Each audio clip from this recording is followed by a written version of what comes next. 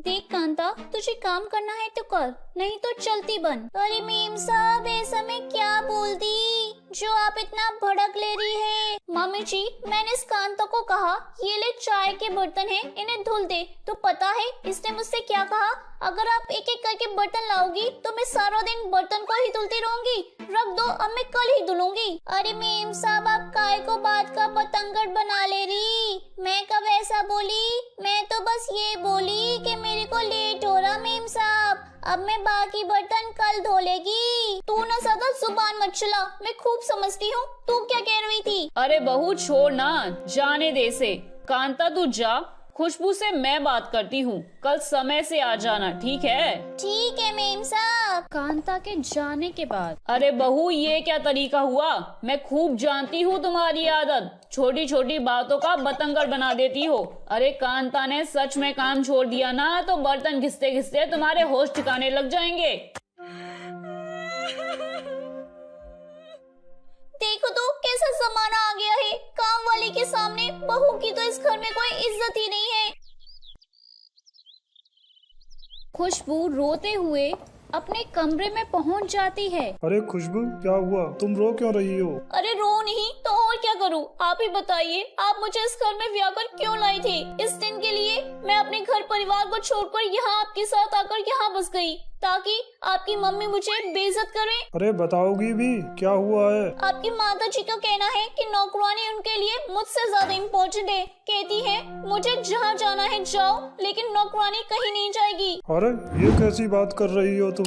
Mummy ऐसा कह ही नहीं सकती। तो क्या मैं झूठ बोल रही हूँ? तुम्हारा मतलब क्या है? तुम्हारी मम्मी दूध की धुली है और मैं बिना बात के सबसे झगड़ा मोड़ लेती रहती हूँ। अरे बाबा, मैंने ऐसा कब कहा? तुम राई का पहाड़ क्यों बना रही हो? हाँ, मैं ही सबसे ज्यादा बुरी हूँ ना, जिसे देखो बस मेरे ही पीछे पड़ा रहता है। पता नहीं मैंने सभी का क्या बिगाड़ा है। खुशबू आशा की बड़ी बहू, छोटी बहू अंजू के अलावा उसके दोनों बेटे भी इस बात से अच्छी तरह वाकिफ थे कि खुशबू को राई का पहाड़ बनाने की बहुत बुरी आदत थी। छोटी छोटी बातों को तोल देकर वो बात का बतंगड़ बनाकर अक्सर घर में हंगामा किया करती थी। खुशबू की देवरानी अंजू अपने मायके गई हुई थी। एक दिन शाम के समय चाय के लिए पूछने खुशबू देवर महेश के कमरे में जाती है। अरे पायल, तुम जैसा समझ रही हो वैसा कुछ नहीं है। अरे नहीं बाबा, अंजू को कुछ पता नहीं चलेगा, तुम चिंता मत करो।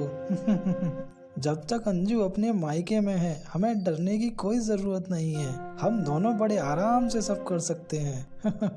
देवर महेश को फोन पर किसी अनजान लड़की से हंस हंस कर बातें करते हुए देख खुशबू छिप कर उनकी बातें सुनने लगती है। देवर की बातें सुनने के बाद खुशबू के दिमाग में शक की सुई घूमने लगती है।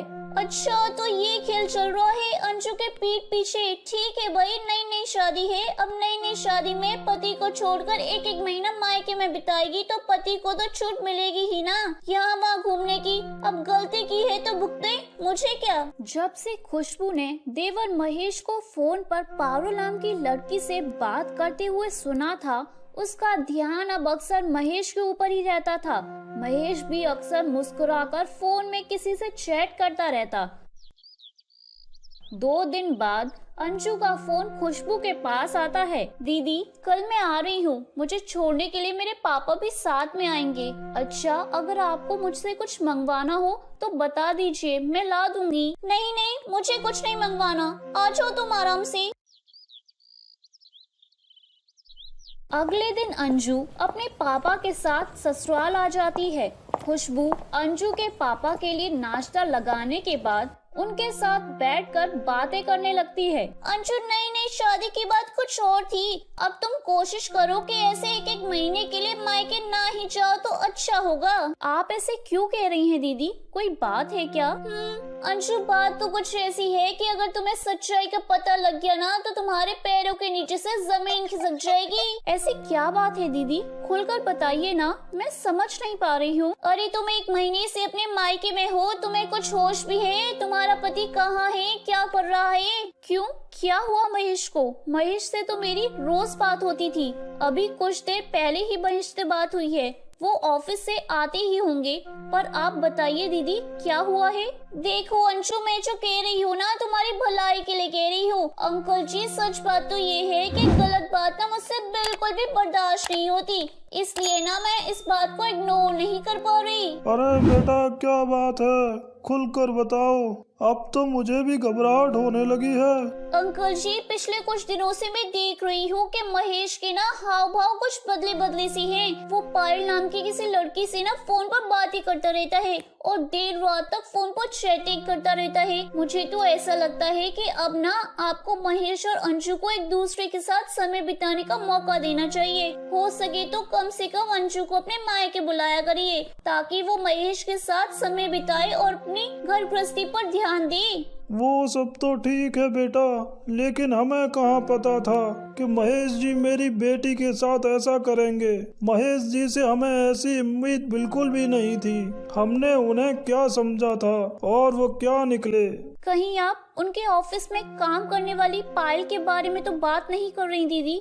उस पायल को तो मैं भी जानती हूँ। महेश ने ही मुझे उससे मिलवाया था, लेकिन पायल और महेश के बीच ऐसा कुछ होगा मैं कभी सपने में भी नहीं सोच सकती थी। देखो अंशु, मेरे काम था तुम्हें सावधान करना। अब आगे तुम जानो तुम्हारे पापा जाने। अपनी घर गृहस्थी को संभाल सकती हो तो संभाल लो। खुशबू की बात सुनकर अंजू और उसके पापा के तो होश ही उड़ गए थे। अब तो अंजू को महेश के ऑफिस से आने का इंतजार था, ताकि उसे सारे सवालों के जवाब मिल सकें।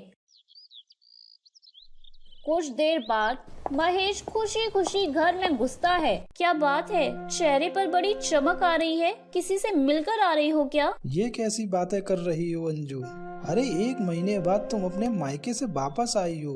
अरे मेरे चेहरे पर चमक तो आएगी ही। ज्यादा झूठा दिखावा करने की जरूरत नहीं है महेश, मुझे सब पता चल गया है। अरे बाबा, तुम्हें क्या पता चल गया कि आते ही तुम राशन पानी लेकर मेरे ऊपर चढ़ गई? मुझे तो सब पता ही है। तुम्हारे लिए बेहतर यही होगा कि तुम अपने मुंह से सब कुछ स्वीकार कर लो। अरे बाबा, मुझे पता तो चले कि बात क्या है, तभी तो मैं अपने मुंह से स्वीकार करूंगा। खुशबू दीदी, इधर आइए। खुशबू भाभी को क्यों बुला रही हो? ये सब क्या माजरा है? मुझे कुछ समझ में नहीं आ रहा। देखो महेश, मैंने तुम्हारे बारे में सब कुछ सच सच बता दिया है। तुम भी अपनी गलती स्वीकार कर लो और अंजू से माफी मांग लो। अरे भाभी, मुझसे कुछ भूल हुई है क्या? मुझे पता तो चले आखिर ऐसा क्या बता दिया आपने अंजू को? अरे वाह देवो जी वाह, बातों को गोल गोल घुमाने वाले ना मैंने बहुत देखे हैं, लेकिन आप जैसा भोली शक्ल बनाकर बाहर चक्कर चलाने वाला मैंने पहली बार देखा है। भाभी, ये क्या कह रही हो? मेरा किसके साथ चक्कर चल रहा है? अच्छा तो सच सच बताइए, पायल कौन है? अरे दामाद जी, आप हमारी बेटी के साथ इतना बड़ा धोखा करेंगे, ये बात हम कभी सोच भी नहीं सकते थे।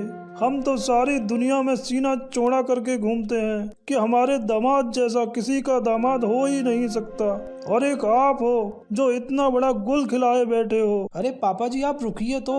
मैंने ऐसा कुछ नहीं किया जैसा आप समझ रहे हैं। मैंने तुम्हारी और पायल की ना सारी बातें सुन ली थी, और वो सारी बातें मैंने अंशु को बता दी है। हे भगवान, आपने यही सुना ना कि मैं पायल से कह रहा था कि जब तक अंजू अपने मायके में है हमें डरने की कोई जरूरत नहीं है। अंजू को कुछ नहीं पता चलेगा। पता भी है हम लोग क्या बात कर रहे थे। अंजू अपने मायके से आज इसलिए लौट कर आई है क्योंकि 2 दिन बाद हमारी शादी की सालगिरह है। मैं अपनी फ्रेंड पायल के साथ मिलकर हमारी शादी की सालगिरह के लिए एक सरप्राइज पार्टी प्लान कर रहा था। मैं और पायल पिछले 10-12 दिन से उसी के बारे में बात कर रहे हैं। बिना कुछ भी जाने समझे भाभी, आपने बात का बतंगड़ बना दिया, और तो और आपने अंजू के पापा को भी इन सब में शामिल कर लिया।